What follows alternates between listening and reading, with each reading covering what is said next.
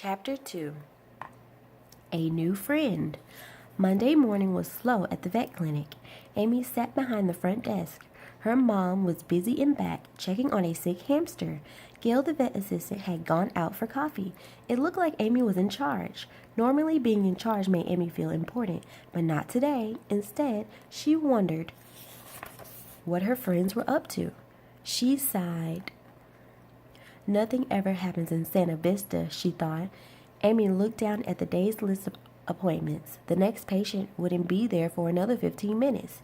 Amy had already watered the flower beds out front and filled all the treat jars in the waiting room with fitter critter healthy pet snacks. Amy tucked the half-empty bag of treats into the pocket of her yellow hoodie. Since she had some time to spare, she decided to read her book. She put on her purple reading glasses and opened her new Nancy Drew mystery. Nancy started by making a list of suspects. Who could have taken the prize-winning pony from Alice's barn during the night, she asked herself. The next-door neighbor, old Mr. Gilbert, came to mind. He sure had been gruff when Nancy met him.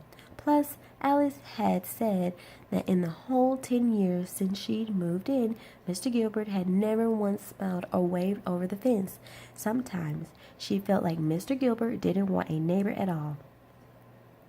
After she read that, Amy heard a car pull up outside. As she looked out the window, the door of a fancy silver car opened. Amy squinted as a figure stepped out of the car. Amy gasped. It was none other than Marge Sullivan. Marge Sullivan had lived in Santa Vista for a few years. She lived alone, way out on the edge of town. Her house was huge, like a mansion. Amy didn't know anyone who had ever been inside it. People said Mrs. Sullivan was a billionaire. She hardly ever came into town. When she did, she didn't talk much. Kids and even some parents were afraid of her. Now and then, some brave kids would ring her doorbell on Halloween, but they always ran away before she came to the door. Amy smoothed her hair and sat up very straight in her chair as Mrs. Sullivan strolled in. Mrs. Sullivan didn't seem like the kind of person you should slouch around. The older woman looked down at Amy. It felt like a cold, "Who are you?" look. Amy opened her mouth to speak, but nothing came out. Amy felt the warmth rising in her cheeks. Oh no, she was starting to blush. All of a sudden, Amy heard the jangle of a dog collar. Around the desk came a blur of brown and white fur. Amy felt a paw on either shoulder as she toppled off her chair. The next thing she knew, she was on the floor and a drooly St. Bernard puppy was covering her with doggy kisses. Amy giggled and squealed. The fitter critter treats fell out of her pocket and scattered onto the floor. The puppy sniffed them before he gulped down 3. Bad boy, Rufus. Naughty, Mrs. Sullivan said sternly. The puppy returned to Mrs. Sullivan's side. He sat and looked up at her. His tail was wagging a mile a minute. Still giggling, Amy picked herself up off the floor. She dried her face with the sleeve of her hoodie. Well, it looks like you've made a new friend, Mrs. Sullivan said to Amy. Amy looked up. For a split second, she thought she saw Mrs. Sullivan's mouth turn up at the corners. Was that a smile? Amy had never seen Mrs. Sullivan smile before. She'd never seen her with a puppy before either. Huh? She thought. Mrs. Sullivan doesn't seem like a pet person. Just then, Dr. Purvis, Amy's mother, came into the waiting room. "Hello, Marge. Hello, Rufus," she said. She led them to an exam room. Amy looked down at her favorite yellow hoodie. Below each shoulder was one perfect muddy paw print. Guess Rufus found the wet flower bed on his way in, Amy thought. She laughed and tried to wipe off the prints with a paper towel. It didn't help. Rufus had left his mark. Chapter 3. Taking out the trash. That night after dinner, Amy was curled up on the sofa. Her nose was buried deep in the pages of her mystery. This is what she read. Nancy followed the small hoof prints across the muddy patch of grass. She could just make them out by the light of the bright full moon. Suddenly, Nancy heard a rustling coming from the trees. She froze. Lifting her flashlight, she aimed the beam into the woods. There it was again. The rustling grew louder and louder until branches parted and the flashlight beam lit up a face. The face of a man. Nancy gasped. It was Mr. Gilbert. Amy! Amy's mom called from the kitchen. Please come take out the trash. Amy sighed and put her book away. Coming, she called.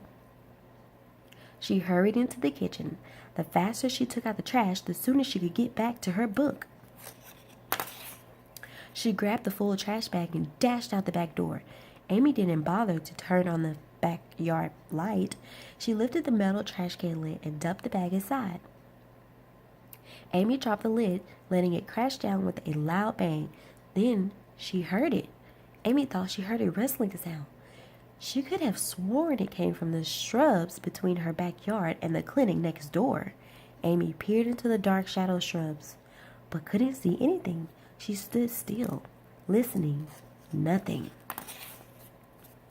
Then the wind picked up.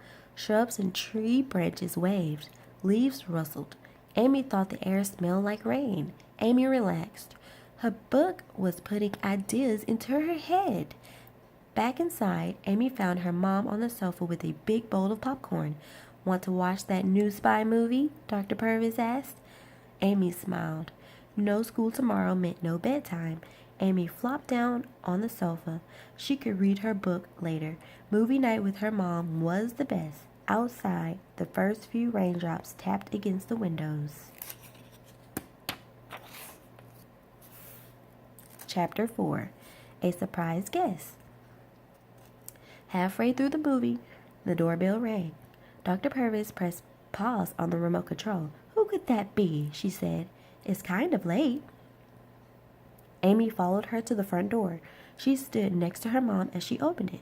Just then, a streak of lightning lit up the dark sky. Thunder clapped. Amy jumped. She grabbed the back of her mom's sweater. Marge Sullivan was standing on the front porch. Water dripped from her rain hat. Her black raincoat was soaked. Her cheeks even looked wet. Amy realized it wasn't from the rain. Miss Sullivan was crying. I'm really sorry to bother you, Mrs. Sullivan said to Dr. Purvis. It's Rufus. He's gone. Amy's mom invited her in. Amy's heart was still pounding in her chest, but she followed as her mom led the way to the kitchen.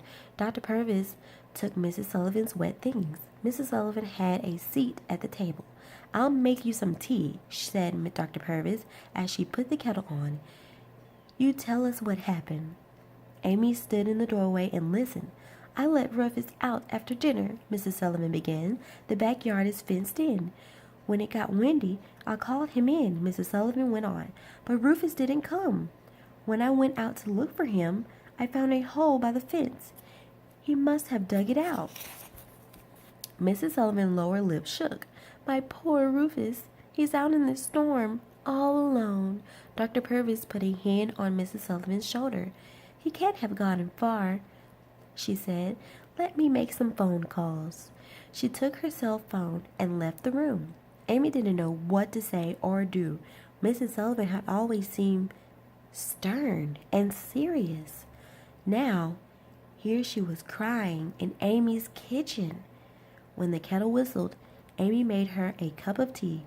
She set it on the table with the milk and sugar. Thank you, Amy, Mrs. Sullivan said softly. Amy was surprised. Mrs. Sullivan knew her name. Dr. Purvis came back in. Well, I called the police. I also called the animal shelter over in Orange Blossom. If they hear anything or spot Rufus, they'll let us know right away. Dr. Purvis sighed. It's really a shame Santa Vista doesn't have its own animal shelter. Dr. Purvis and Mrs. Sullivan talked a while longer. Amy went upstairs. As she got ready for bed, she could hear her mother and Mrs. Sullivan in the front hall. I'll help you look in the morning, Marge, her mom was saying. He'll be easier to spot in the daylight. Amy heard the front door close. As she opened her book, she wondered how Nancy Drew would solve this mystery. Clues, thought Amy. Rufus must have left some clues behind. If Amy could find them, maybe she could help find Rufus. It would be Amy's first case. And we'll be back to read chapter 5.